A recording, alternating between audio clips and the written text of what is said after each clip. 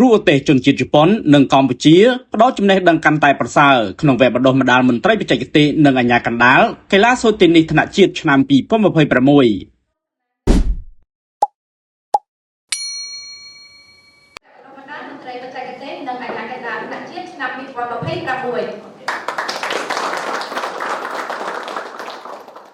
នេះរសៀលថ្ងៃទី11ខែមិថុនាឆ្នាំ2026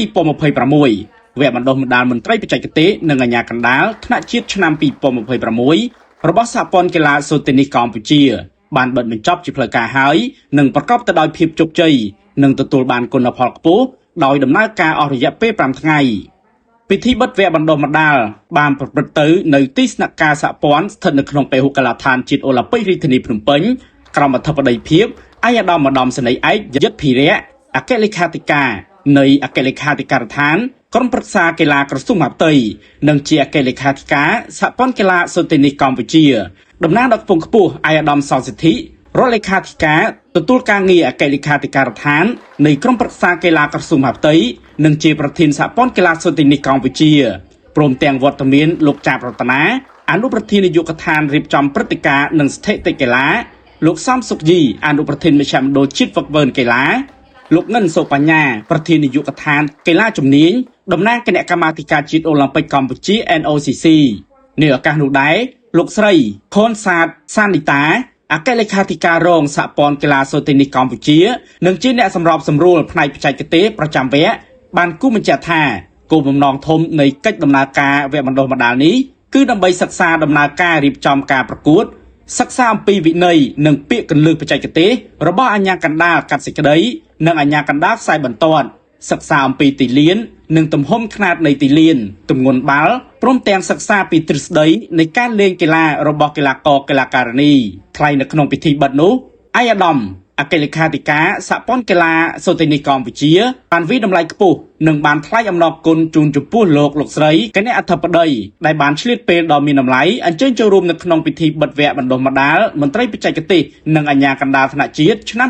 2026នាពេលនេះជាពិសេសថ្លែងអំណរគុណដល់គ្រូឧទ្ទេសជនជាតិជប៉ុនលោកម៉ាសាតូគីវ៉ារ៉ានិងលោកគ្រូយីសារ៉ិន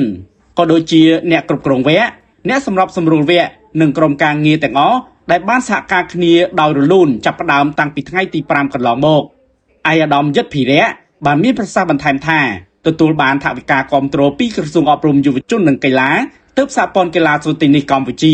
អាចរៀបចំវគ្គបណ្ដុះបណ្ដាលដល់មន្ត្រីបច្ចេកទេសនិងអាជ្ញាកណ្ដាលថ្នាក់ជាតិបានស្របទៅតាមផែនការសកម្មភាពការងារប្រចាំឆ្នាំរបស់ខ្លួននៅក្នុងគោលបំណងពង្រឹងសមត្ថភាពបន្ថែមចំណេះដឹងនិងជំនាញវិជ្ជាជីវៈដល់មន្ត្រីបច្ចេកទេសនិងអាជ្ញាកណ្ដាលថ្នាក់ជាតិរបស់ខ្លួនឲ្យកាន់តែមានប្រសិទ្ធភាពនៅក្នុងការសម្រេចចិត្តកាត់សេចក្តីនៅលើទីលានប្រកួតជាងនេះទៅទៀតវគ្គបណ្ដុះបណ្ដាលនេះពិតជាមានសារៈសំខាន់ណាស់ប្រៀបបានទៅនឹងការដុសខាត់ដើម្បីអភិវឌ្ឍបន្ថែមនៅចំណេះដឹងជាមួយនឹងមេរៀនថ្មីល្អៗដែលគ្រូឧទ្ទេសបានធ្វើការអាប់ដេតឲ្យទាន់តាមការកែសម្រួលលក្ខន្តិកៈរបស់សហព័ន្ធកីឡាអន្តរជាតិដើម្បីធ្វើការបង្ហាត់បង្ហាញដល់អ្នកចូលរួមទាំងអស់ជាការពិតណាស់ទាំងមន្ត្រីបច្ចេកទេសទាំងអាជ្ញាកណ្ដាលត្រូវតែមានបទពិសោធន៍ខ្ពស់តាមកម្រិតស្តង់ដារទើបអាចកាត់សេចក្តីនៅក្នុងព្រឹត្តិការណ៍ការប្រកួតដោយភាពជឿជាក់ហេតុដូច្នេះហើយទើបសហព័ន្ធកីឡាសូត្រតេនីសកម្ពុជាបានដាក់ចេញនៅផែនការសកម្មភាពរបស់ខ្លួននៅក្នុងការអភិវឌ្ឍសមត្ថភាព